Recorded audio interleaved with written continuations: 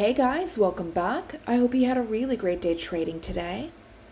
So today we did have a red day across the board, and SPY did open with a move underneath the 35 EMA, and we came down into this up gap from last week. This was on Wednesday of last week, and we almost completely filled that gap.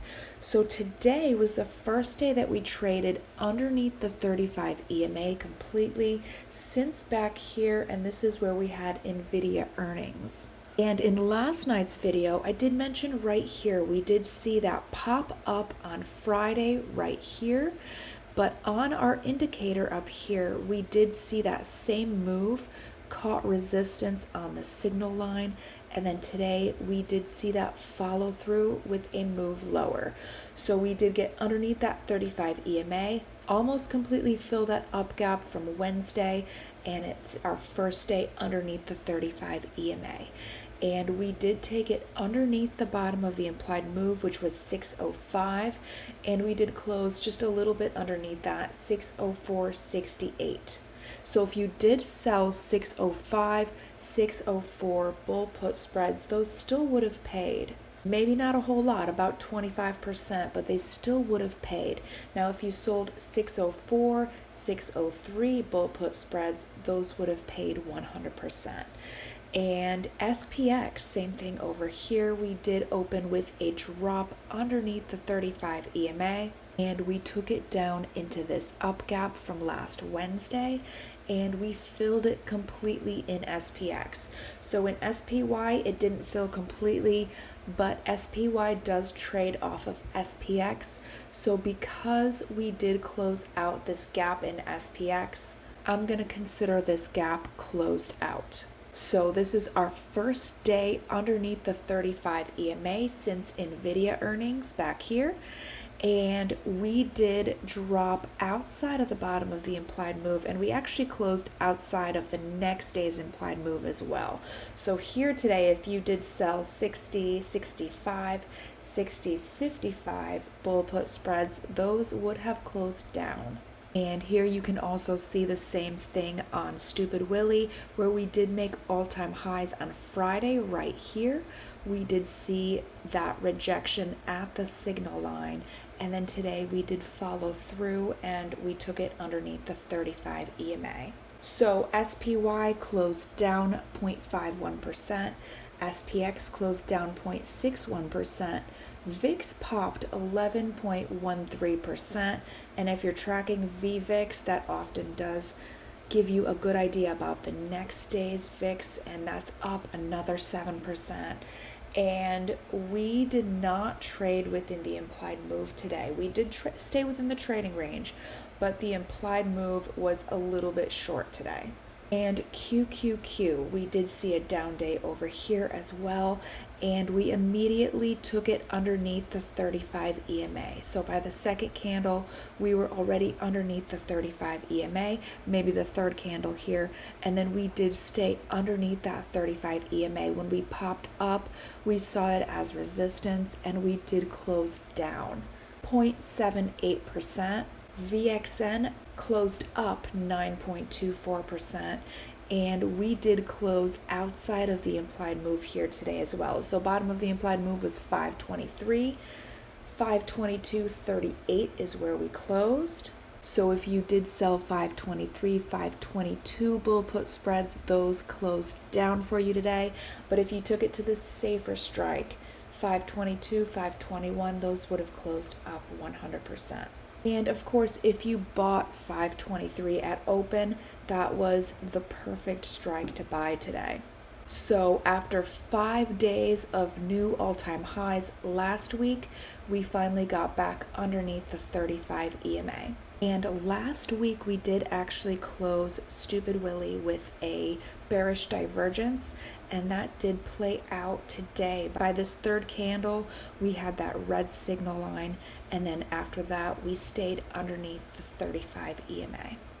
And then IWM, we did open with a gap up almost to the top of the implied move. And then from there, we dropped back down underneath the 35 EMA, And we had a red day here today as well. We did close just a little bit above that 30-minute 200 moving average, and we also filled that up gap from last Friday. And I did mention in last night's video that this 30-minute 200 moving average, simply because it's in our trading range today, to not ignore it. And we did get pulled back down, and we closed just a little bit above that level. So IWM down 0.5%, RVX up 6.93%. And in IWM, we did stay completely within the implied move today. And lastly, we have DIA. We did open DIA with a small pop up to the 35 EMA and got rejected right at that level right away, and then took it down, and we closed right on top of this up gap from last Monday. Sorry, it wasn't last Monday, it was 2 Mondays ago where we gapped up, and we've been trading above that level ever since. And if we zoom out just a little bit, that level right here where we did see support on top of this gap was also a previous resistance. So this could be a pivot support level. We could find support here. So just notice that that 30-minute 200 moving average is right there within the gap. And if we do drop down, it's very possible that we see a bounce on that level. All right, so we had a bearish start to the week. Volume was painfully low today, but volatility is on the rise, and hopefully with higher volatility, we see some higher volume, so we get a little bit more interesting trading as we move into the weeks. So that was a recap of today. Let's go check out tomorrow's levels.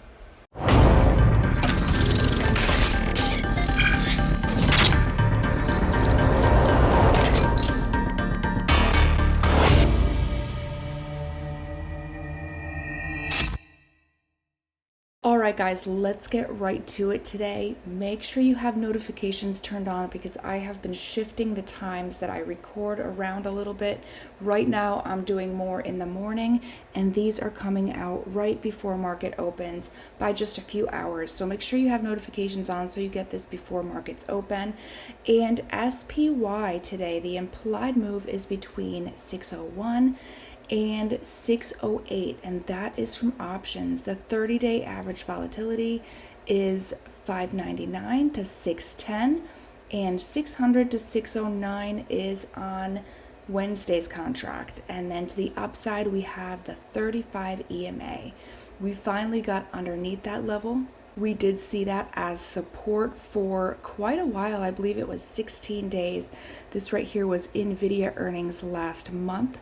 And then ever since then, we got up above that 35 EMA, and it has been acting as support. And yesterday was our first day underneath it.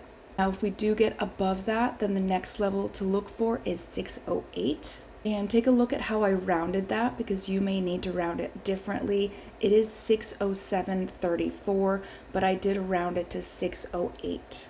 I do usually push the strikes out, round them further out, but that could be 607 if you are maybe buying premium rather than selling. And then above that, 609 is the top of the implied move on Wednesday's contract. Remember, Wednesday we have CPI in pre-market, Thursday we have PPI, and then all-time highs are just above the top of the implied move. So 609.07 is where we have all-time highs right now. Underneath us, we do have this little up gap, but also remember that this gap completely filled in SPX. So this may not act as a support level here. Underneath that, 601 is the bottom of the implied move, and 600 on Wednesday's contract. 30-minute 200 moving average is just underneath all of that, and that would likely pop us back up if we did drop down to it. It wouldn't have to be a huge bounce. We do still have room to move lower, but something technical or maybe even just a little slowdown here would be likely. All right, so SPX, the implied move over here for today is between 60.50 and 60.80, and that is from options.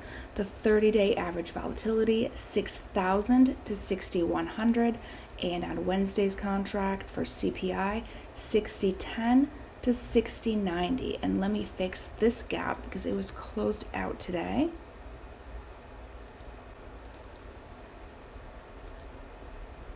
Okay, so to the upside, the first level to look for is this 35 EMA. And again, this is almost identical to SPY. We did see Nvidia earnings back here, and we got that 35 EMA back above, price back above the 35 EMA, and we did see that as support until yesterday. We finally got underneath that level, so we might see a follow through of the 35 as resistance. So if we do come up to that level, then we could see that as resistance. And just another thing I want to point out really quickly is that we did see a bounce of the 35 EMA on the 30-minute 200 moving average. So what that looks like is like this. So right here we have the election gap, and we got that 35 EMA above the 30-minute 200 moving average, and then from there the 35 EMA came up, and then when it came back down, it bounced right here on the 30-minute 200 moving average. So that is what gave us that rally right here. So not even looking at price, keep an eye on this 30-minute 200 moving average, because price might drop below the 30-minute 200 moving average, but keep an eye on what this 35 EMA does. Do we see another bounce and maybe a continuation of a Santa rally here? Or does it break underneath? It's really interesting stuff once you start looking at the moving averages, not just the price. All right, so then 35 EMA right above us. Then above that, the top of the implied move, 60.80 and 60.95 on Wednesday's contract, and that lines up, or the top of the trading range, the 6100, lines right up with all-time highs, which are at 60.9997. So 3 cents underneath that 6100. And then underneath us, this could be a support, but I wouldn't count on it necessarily. That's where we closed out this gap yesterday. And then the bottom of the implied move, 60.50. 30-minute 200 moving average is right there.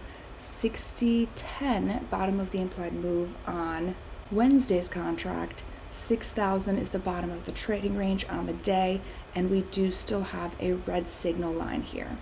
All right, and then QQQ, the implied move over here is between 519 and 526, and that is from options. 30-day average volatility, 515 to 529. 517 to 528 on Wednesday's contract, and to the upside, 35 EMA. Yesterday, once we dropped underneath the 35 EMA, that did become resistance, and we do have a red signal line. So 35 EMA should be considered resistance for right now. If we do get above it, and especially if we do get a green signal line, the top of the implied move is 526, 528 on Wednesday's contract, underneath us 519. Oh, and backtrack really quickly, right underneath the top of the implied move on Wednesday's contract, we do have those previous all-time highs from last Friday, and then to the downside, 519 is the bottom of the implied move, and that's right within this up gap that we saw from last Wednesday. 517 on Wednesday's contract, which would close out this gap, and then underneath all of that, we do have the 30-minute 200 moving average.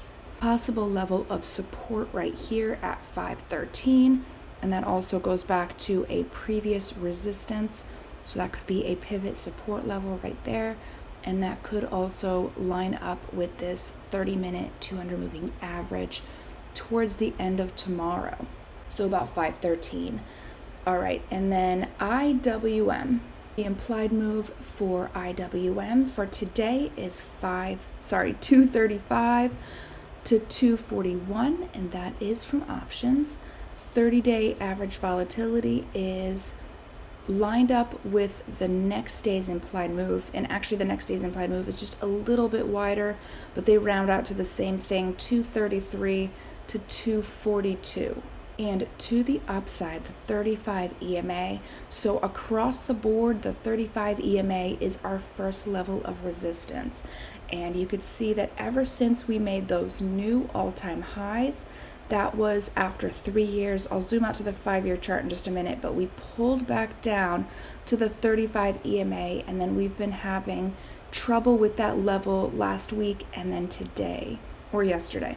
So looking at that from 5-year right here, we did touch that all-time high, make just a slightly higher all-time high right here, and then we pulled back down. And then since then, we took it back to the 35 EMA on the 30-minute time frame, and that has been our resistance. So slight rejection at all-time highs, and then now that 35 EMA is resistance. So if we do get above this 35 EMA, 241 is the top of the implied move on the day, and 242 on Wednesday's contract for CPI. Underneath us, 30-minute 200 moving average. So this is an example of where when the 30-minute 200 moving average is pretty far away, but it doesn't mean that we have to drop to it.